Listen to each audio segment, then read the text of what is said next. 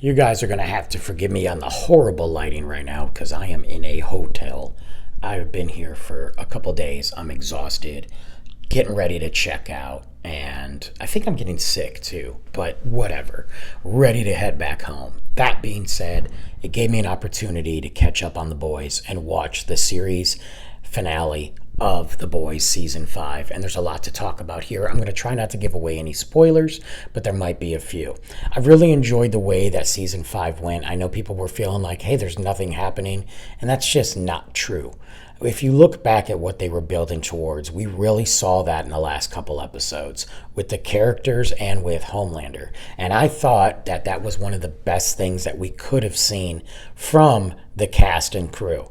Homelander was downright getting his peak of evil, and the only complaint I have was I wanted to dive more into his plan.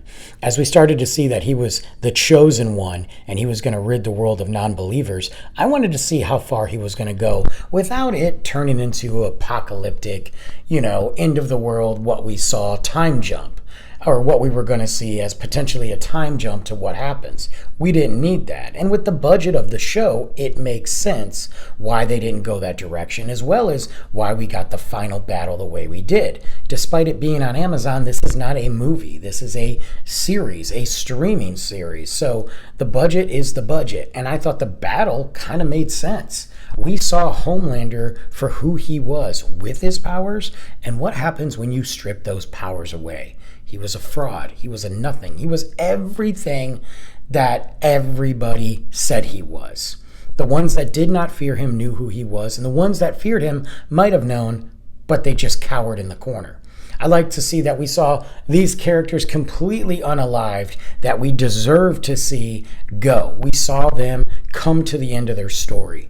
I will say that I kind of wish we could have had a couple more episodes to really develop some of that, but the show wasn't about Homelander.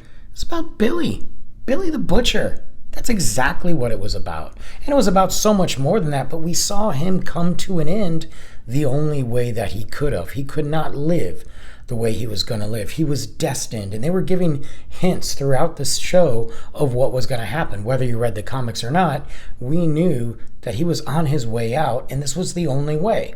Now, this isn't the end of The Boys, as we're getting a prequel, and they did kind of set it up to a post-show of what would happen now that Vought's in chaos. Whether that comes true or not, I don't think we need it. The prequel is going to be very interesting, and we're going to go to the early stages, so I think that'll give us more of the answers. I don't think it was the best finale ever, but I don't think it was the worst. I enjoyed it. It came to an end. We're over, and now we can all move on from it.